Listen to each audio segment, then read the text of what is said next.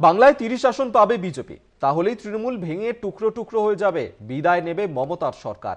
কাঁথির সভা থেকে রাজ্যের শাসক দলকে এভাবেই নিশানা অমিত শাহের। ৫ দফায় ইতিমধ্যেই ৩১০ আসন পেয়ে গেছে মোদী সরকার, বললেন স্বরাষ্ট্রমন্ত্রী।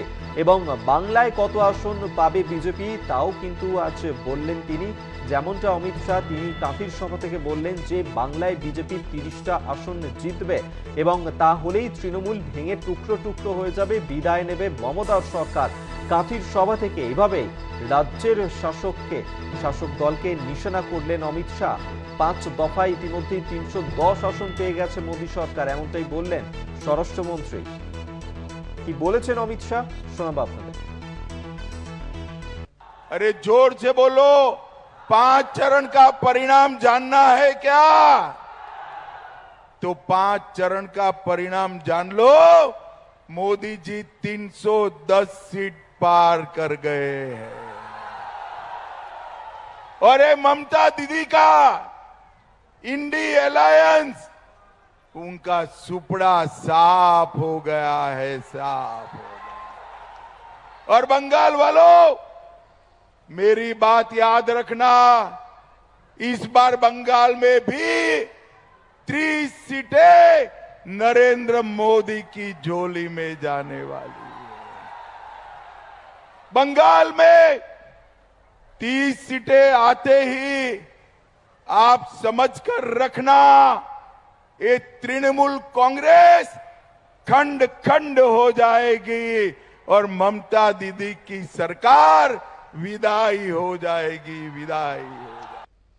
আপনাদেরকে শোনালাম অমিত শাহ তিনি কাঁথির সভা থেকে ঠিক কি বলেছেন, আমরা এই নিয়েই কথা বলবো। এই মুহূর্তে আমাদের সঙ্গে টেলিফোনে রয়েছেন প্রতিনিধি সমীরণ সাউ। সমীরণ, অমিত শাহ স্বরাষ্ট্রমন্ত্রী, তার গলায় শোনা গেল আত্মবিশ্বাসের সুর। তিনি বলছেন যে বাংলায় ৩০ আসন পাবে বিজেপি।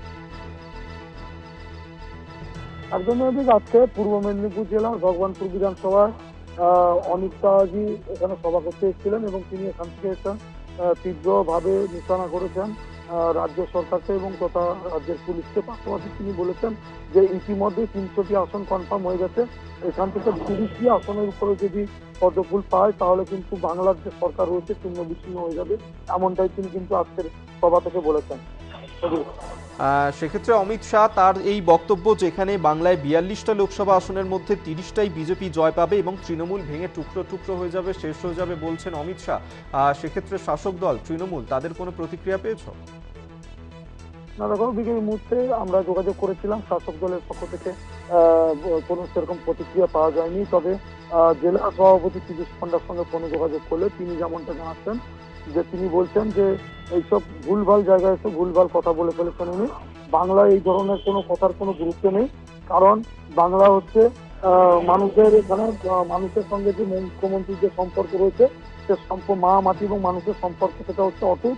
এখানে মুখ্যমন্ত্রী বাংলার তিনি মানুষের জন্য একাধিক উন্নয়নমূলক প্রকল্প এনেছেন, যে কারণে মানুষ এখনো মমতা ব্যানার্জির প্রতি আস্থাশীল এবং বাংলায় সর্বাধিক আসনে এখানে তৃণমূল কংগ্রেস জয়যুক্ত হবে, এমনটাই কিন্তু তিনি জানিয়েছেন। বেশ, ধন্যবাদ তোমায় সমীরণ সাহু, আমাদের সঙ্গে টেলিফোনে ছিলেন প্রতিনিধি। আপনাদেরকে জানিয়ে রাখবো যেখানে আজ সভার শুরু থেকে শেষ পর্যন্ত নানা ইস্যুতে একদিকে যেমন রাজ্যের শাসক দলকে তিনি নিশানা করেছেন, তেমনই কিন্তু বলেছেন যে বাংলায় ৪২টি আসনের মধ্যে ৩০টি পাবে বিজেপি, তৃণমূল ভেঙে টুকরো টুকরো হয়ে যাবে। আরো একবার আপনাদেরকে শোনাবো যে আজকের এই সভা থেকে অমিত শাহ কি বললেন। अरे जोर से बोलो, 5 चरण का परिणाम जानना है क्या? तो 5 चरण का परिणाम जान लो। मोदी जी 310 सीट पार कर गए हैं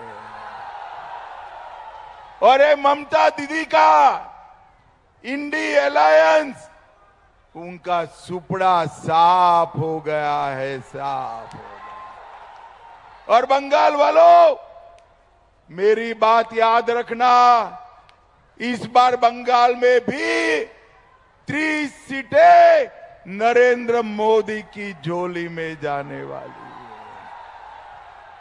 बंगाल में 30 सीटें आते ही आप समझकर रखना, ये तृणमूल कांग्रेस खंड खंड हो जाएगी और ममता दीदी की सरकार विदाई हो जाएगी, विदाई हो जाएगी। তৃণমূল নেতা জয়প্রকাশ মজুমদার এই মুহূর্তে আমাদের সঙ্গে টেলিফোনে রয়েছেন। জয়প্রকাশ বাবু, আজকে কাঁথির সভা থেকে অমিত শাহ তিনি বলছেন যে বাংলায় ৪২টা আসনের মধ্যে ৩০টা আসন বিজেপি পাবে, তৃণমূল ভেঙে টুকরো টুকরো হয়ে যাবে।